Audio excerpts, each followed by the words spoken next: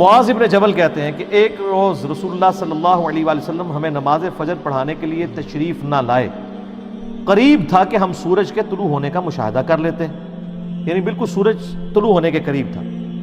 پھر آپ صلی اللہ علیہ وآلہ وسلم بہت تیزی سے تشریف لائے، چنانچہ نماز کے لیے اقامت کہی گئی اور نبی علیہ السلام نے بڑی مختصر سی نماز فجر پڑھائی۔ جب آپ صلی اللہ علیہ وآلہ وسلم نے سلام پھیرا تو بآواز بلند فرمایا اپنی جگہوں پر ایسے ہی بیٹھے رہو۔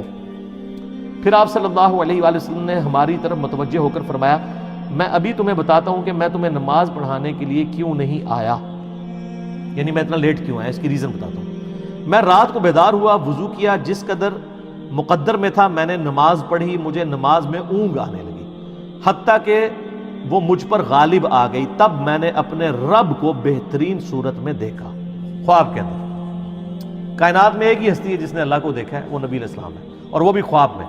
ہاں جنت میں سب لوگ دیکھیں گے لائیو انشاءاللہ، جیسا کہ اس کی شان کے لائق ہے۔ تو کہتے ہیں میں نے اپنے رب کو بہترین صورت میں دیکھا، چنانچہ میرے رب نے مجھ سے فرمایا محمد صلی اللہ علیہ وسلم۔ میں نے عرض کیا میرے رب میں حاضر ہوں۔ فرمایا فرشتے کس چیز کے بارے میں بحث و مباحثہ کر رہے ہیں؟ میں نے عرض کیا میں نہیں جانتا، یعنی خواب میں انہوں نے دیکھا کہ فرشتے کو آپس میں گفتگو کر رہے ہیں، لیکن نبی اسلام کو آواز نہیں آ رہی تھی، صرف ان کی آپس میں بحث و تکرار نظر آ رہی تھی۔ تو کہتے ہیں میں نے کہا یا اللہ میں نہیں جانتا۔ اللہ تعالیٰ نے 3 مرتبہ ایسے ہی فرمایا۔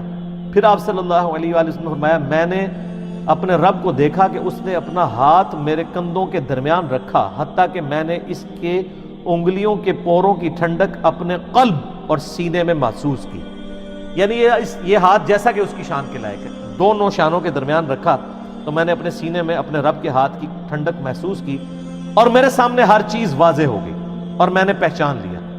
یعنی وہ جو فرشتوں والا معاملہ تھا وہ غیبی خبر اللہ تعالیٰ نے ٹرانسفر کر دی۔ پھر اب اللہ تعالیٰ نے دوبارہ پوچھا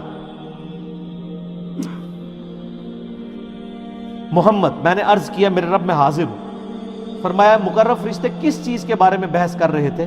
میں نے عرض کیا گناہ مٹا دینے والے اعمال کے بارے میں۔ تو اللہ نے فرمایا کہ محمد وہ کیا ہیں؟ میں نے عرض کیا جو کچھ اب فرشتوں والا علم حضور صلی اللہ علیہ وسلم کو بھی ٹرانسفر ہو گیا، کہ باجماعت نماز پڑھنے کے لیے پیدل چل کر جانا، یہ گناہ مٹا دینے والے اعمال ہیں، جو سورۃ الانعام میں سورہ طٰہٰ کے اندر آتا ہے نا کہ جو گناہ ہیں وہ نیکیاں جو ہیں گناہوں کو مٹا دیتی ہیں، تو یہ سورہ ہود کے اندر نیکیاں گناہوں کو مٹا دیتی ہیں۔ تو وہ کون سی نیکیاں ہیں؟ پیدل نماز کے لیے چل کے جانا، نماز کے بعد مسجد میں ہی بیٹھے رہنا،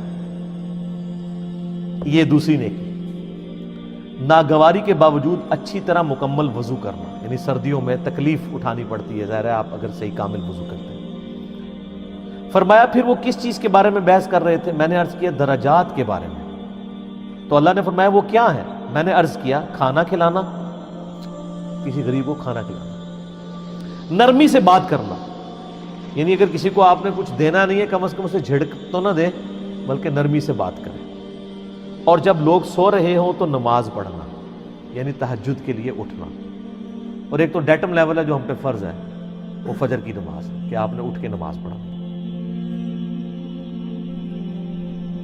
تو پھر اللہ تعالیٰ نے فرمایا یہ سر وہ کلائمیکس ہے، اللہ تعالیٰ نے فرمایا اے محمد کچھ مانگنا ہے تو مانگ لو۔ ہائے ہائے، اب نبی علیہ السلام نے جو اپنے رب سے مانگا ہے وہ ہے اصل میں دعا، اور اسی دعا کی وجہ سے اسی حدیث میں آتا ہے کہ نبی علیہ السلام نے فرمایا کہ تمہارے نبی کا یہ خواب سچ ہے، اس کو یاد کر لو اور لوگوں تک پہنچاؤ۔ کس لیے؟ کہ سبحان اللہ کہیں، اس لیے کہ جو میں نے مانگے نا وہ بھی اپنے رب سے مانگے۔ اور یہ دعا الحمدللہ میں نے 1994 میں یاد کر لی تھی، جب میں ایف ایس سی میں تھا، 8 سے 25 سال پہلے، جب مجھے پہلی دفعہ یہ دعا پتہ چلی تھی۔ اللہم انی اسألک فعل الخیرات وترک المنکرات وحب المساکین وان تغفر لی وترحمنی واذا اردت فتنة فی قوم فتوفنی غیر مفتون واسألک حبک وحب من یحبک وحب عمل یقربنی الی حبک۔ اللہم انی اسألک فعل الخیرات، اے اللہ میں تجھ سے نیک اعمال کا سوال کرتا ہوں کہ میں نیک اعمال کروں، وترک المنکرات اور تمام گناہوں کو چھوڑ دینے کا سوال کرتا ہوں، وحب المساکین اور مسکینوں کی محبت، یعنی جو کچھ فرشتوں کی بحث تھی اور حضور علیہ السلام نے جواب دیا، اسی وقت آپ نے اس کو دعا بنا لیا. وَأَن تَغْفِرَ لِي وَتَرْحَمَنِي، اور یہ کہ تو مجھے بخش دے اور مجھ پہ رحم فرما.